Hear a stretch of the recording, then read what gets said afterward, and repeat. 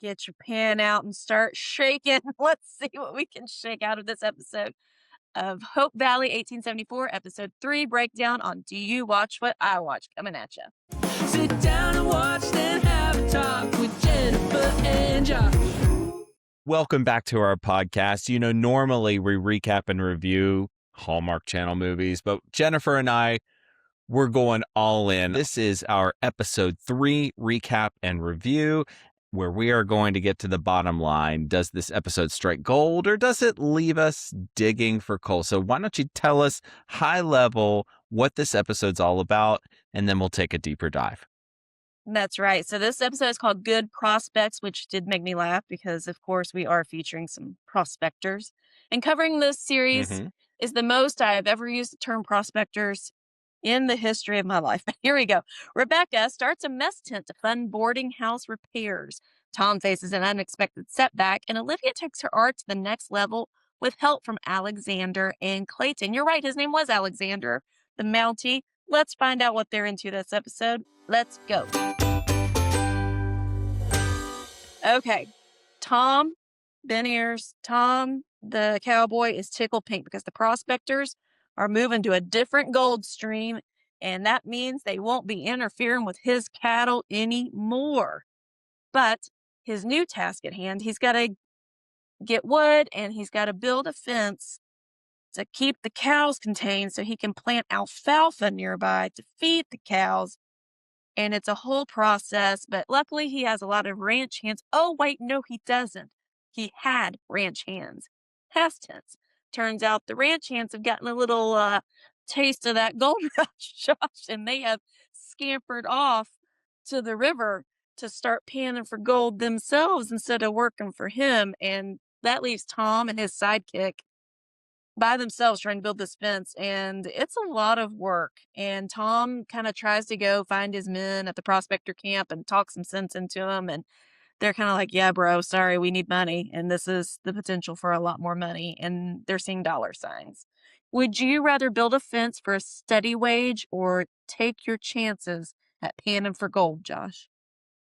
Oh, geez, that's a great question.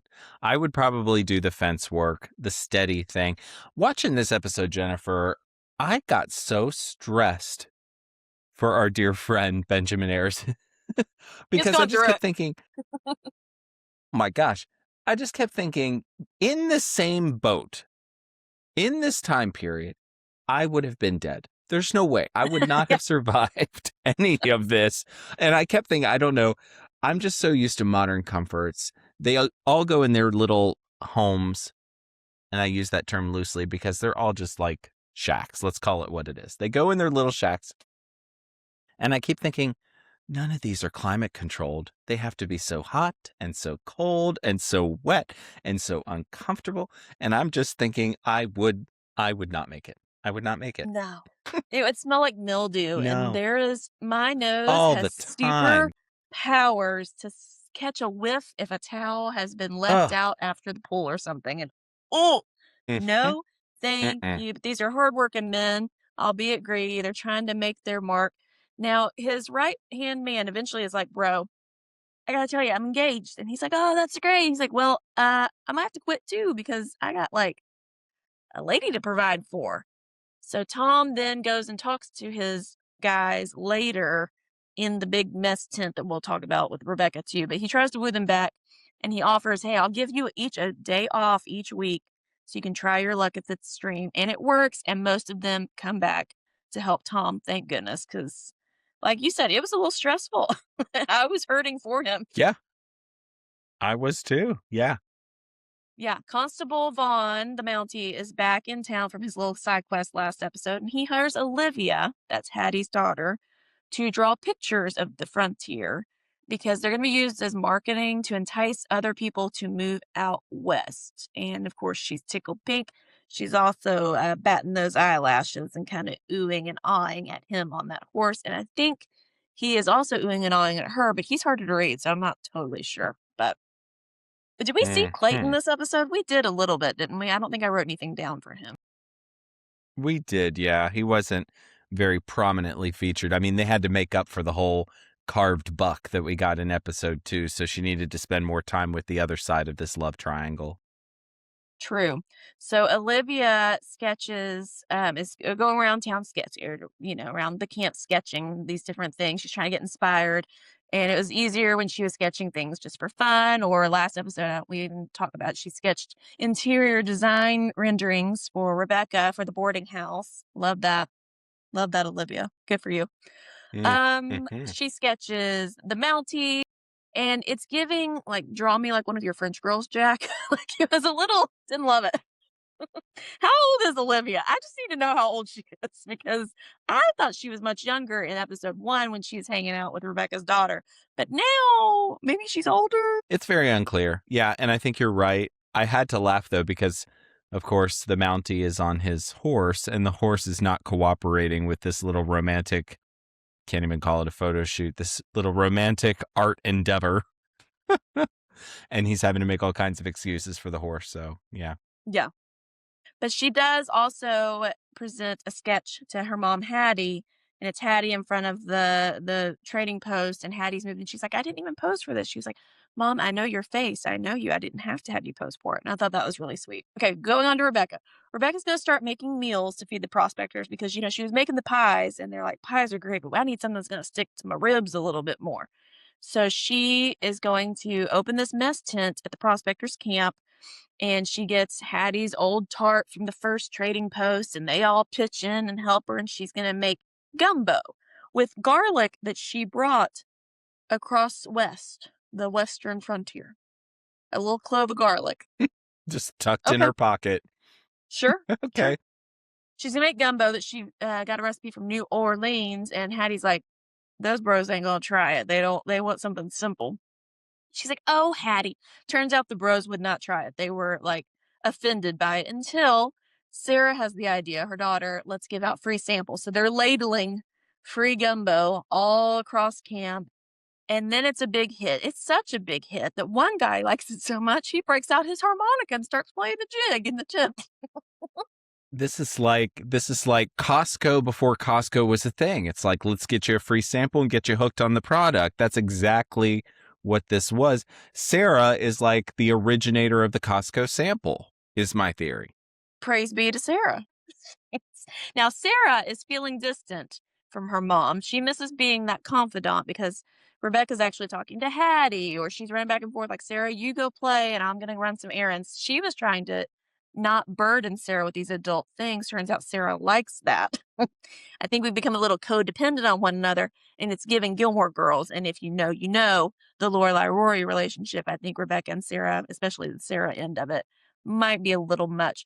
Also, Sarah had a little side quest where Rebecca was like, go talk to that girl over there. That girl at the prospector camp was having nothing to do with it. None of it. None of it. Interested. She's Didn't like, like I her. got to help my pa. I don't need to make friends. Yeah. She's like, I don't need your gumbo. We're catching trout. Yeah, we're catching trout. Have you ever had gumbo, Josh? Well, of course, yeah. I love gumbo. Although I had to wonder, because she was making such a big deal about the fresh carrots and the fresh celery because she wanted them to have vegetables. Nobody's eating gumbo for the carrots and the celery of it all. So I'm a dum-dum. I've never had gumbo. I thought gumbo was like vegetable stew with fish in it.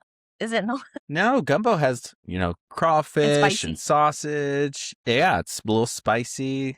I cannot believe that you've not had gumbo. We should do a taste test here on the podcast. If Bethany Joy Lenz herself will make me some gumbo, I will do nothing more than to taste test it. Put the call out, guys. Let's just tag her. We're putting the call out. We're going to tag her. She'll be like, what? Make Jennifer some gumbo. Doesn't she live in Nashville or around Nashville? I feel like she's around here a lot. She could just, have a little I think she is, yeah.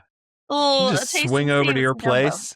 See, I'm not a big seafood girly, so I think that's what scares me about the gumbo. Understood. But listeners, do you like gumbo? Let us know in the comments. Anyways, harmonica's playing, gumbo's big hit, and of course, we can't be happy too long in this show because that night, big thunderstorm rolls through. Whoosh, whoosh, winds, rain, lightning, the works. They go back to the camp the next morning, all rearing to go to sell some more food, and the tent the tarp, whatever, is trashed. Branches galore. Put Totally everywhere. kaputskis. Now, this Mess. is what I did like. Hattie was like, I know what we can do. She had called on a woman named Phoebe earlier in the episode who is by herself now, kind of middle of nowhere, and she what would you call it? She's a beekeeper, and she makes Beekeeper, beeswax yeah. candles. And so Hattie goes and fetches Phoebe because Phoebe can provide the beeswax to cover said tarp to make it more water resistant and help repair it in exchange for free meals. And I like that callback because the Phoebe thing was very random earlier in the episode. I was like, why are we meeting Phoebe? And that made sense to bring her back. Yeah. Because Phoebe owes Hattie some money. And so That too. Hattie was going to visit Phoebe to kind of just check in on her because she owed her $3, which, you know, in those times, that's a lot. So that's how we Yeah. introduced Phoebe. Yeah. It's a lot of gumbo and pies back then. So we end the ep. Olivia's handing over her sketches to Mountie Vaughn, and it includes a sketch of Rebecca and Sarah at the mess tent. And then Olivia and Vaughn look crazy at one another. Like, mm-hmm. Is this going to be on a wanted poster or something? Something's up. And it was obviously that moment the music was kind of doing this very ominous thing. There was some kind of text in the corner of the picture. Did you catch what that was? I did not. Something? Yeah, there was something in the corner of the picture that was, I think, a clue as to where this is all going. I need to go back and check that out. If you saw what it was, let us know in the comments. But all told, they are definitely laying the groundwork for some sort of something involving her past. I think he's going to, on his next trip to the city or whatever, show that sketch around and be like, what do you know about these two? And Olivia is an accomplice. Do you have an early theory on what it is? Do you have an early theory? Of what they did? Yeah, of what the backstory is. Like, what's the drama with her? I mean, it won't be anything too nefarious because she's our leading lady and we love her. But it may have been murder. Yeah. She may have had to murder someone for the greater good or to escape captivity or something. I don't know. What do you think? Yeah. I was wondering if that's what they're going to do. Like she's connected with someone's death or something like that. Yeah. I don't know. I'm curious. I'm here for it. Well, if you all have theories, let us know on the comments, either on our social posts or on YouTube or what have you. Let us know because trying to crack the case. All right. Any other outstanding thoughts on this ep? Josh, how about what was your top scene? We can have a showdown. What was the top scene for you in this episode? Yes. It's like an old Wild West gunslinging showdown. My favorite scene. Yeah, so my favorite scene is probably going to be, gosh, I love that moment when Olivia showed her mom the picture, showed Hattie those pictures, and Hattie's flipping through them. She's like, oh, this is nice. This is nice. And then she flips to the picture of herself.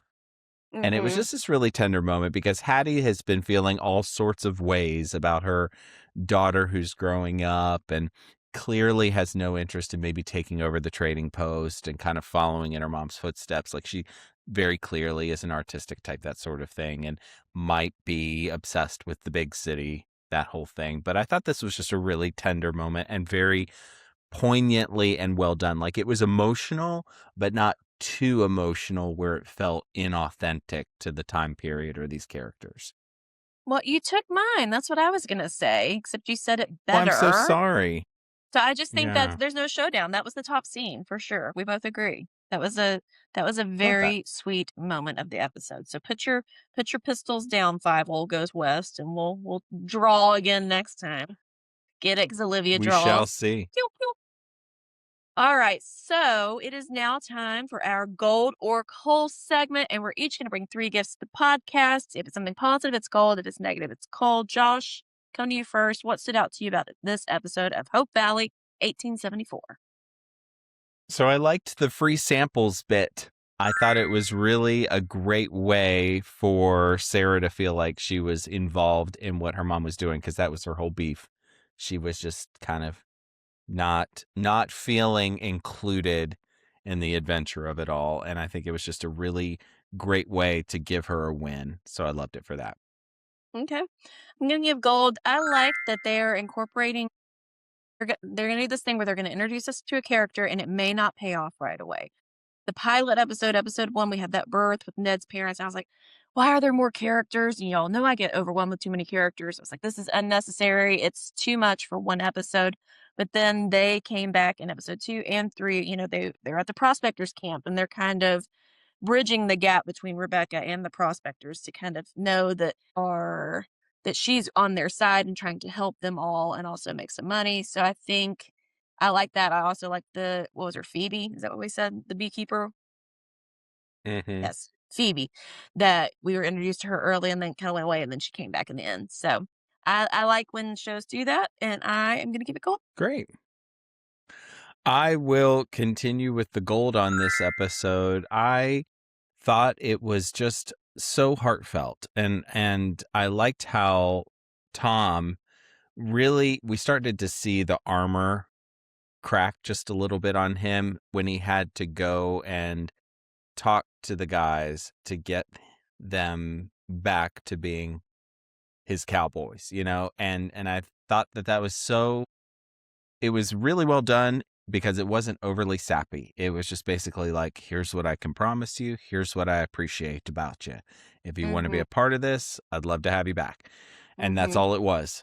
And it wasn't this really dramatic, over the top gesture. I just thought it was really well done. Mm-hmm. I agree. I'm going to give some call. The prospectors are a little one note at the moment. We're pretty flat in prospector land. They just kind of hold their pans and need some food and roughage. And I would like, maybe a little nuance. Maybe they're not all exactly the same. It's like a choir, Yeah. it's like in a program and there's the choir on stage and they work together, but you don't get to stand out. The prospectors are all like the choir in a musical right now to me. Hold on. See you later. All right. I'm telling you, he wants top billing in this podcast. Your son. He absolutely does. He wants it to be the It's gonna Lucas be. I show. think it should be a running bit now. We should leave it in. Leave it We in. should See every how time. many episodes that your son pops up in. I'm going to give a little bit of coal in the same vein as well. That scene with the girl who is the daughter of the prospector, that just seemed like unnecessarily aggressive for poor little Sarah, who's already having a tough time. Like, I get that they want her to be kind of a misfit, but we already see that in a different kind of way. I don't think we needed to have her experiencing someone who was just downright mean to her. It didn't make me feel great. And really, isn't that what it's all about? Yeah. Feeling great. A fun fact, I'm 99% sure that's Bethany Joy Lentz's real daughter in real life. Mm-hmm. Yeah, it is. The prospector Yeah. girl. Yeah. Okay, well, you already knew my fun fact, so just took the steam out of that one, didn't it? Okay, so you already took one of my other ones too. We might need to do less gifts on these episodes because they're shorter eps than movies. Maybe. My goodness. Yeah, exactly. I'm gonna give some gold. I like that we're moving the story forward. I like that there's enough plot happening. It's not overwhelming. It's a marathon, not a sprint, but there is enough movement where we mainly see Rebecca. She's having to pivot, right? She needs money for this, but in order to do the boarding house thing, she's got to come up with other side hustles in the process and kind of evolving and changing. And she's just having to really figure out her place in this new world. And I like seeing that. And I'm excited to see where it goes next. So that's 4 pieces of gold, 2 Exactly. pieces of coal. Yeah, we think the episode is certainly worth the watch. And I think that is so well said, Jennifer. They're doing a good job of endearing these people and giving them wins, albeit really small wins, right? They are just sort of sprinkling these little small wins to keep you motivated and keep you watching. I'm excited to see where some of these characters go. Hey, so we liked this episode. What about you? Did you watch this one? Let us know in the comments below your thoughts. Hey, what was your favorite scene? What was your standout moment? Is there anything about this that is not really hitting for you? Let us know. We want to engage with all of our dear listeners in the comments on our social media channels.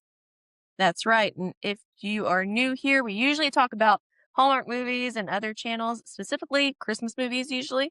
So we're branching out. We're glad you're here, but go ahead and check out our other content too. You might as well, right? If you start now, you could probably listen to a pod a day from now until Christmas-ish. So go ahead. We have an Got you incredible covered. backlog. Yeah. We've got you covered. That's right. Next time, Hearties, listen up, assemble. We are going to watch the pilot episode of When Calls the Heart, Season 1, Episode 1. We've never seen it before. We are dabbling, like dipping our little toe in the river, and we're going to see what happens. And also, how does it compare to Hope Valley? And will Jennifer, me, get the characters confused between each show? Probably so. You don't want to miss it. Make sure you're Probably so. subscribed on all the network channels, YouTube, podcast platforms, etc. We're so glad you're here. Thanks for watching and listening. And until next time. May your days be merry and bright. We'll see you soon.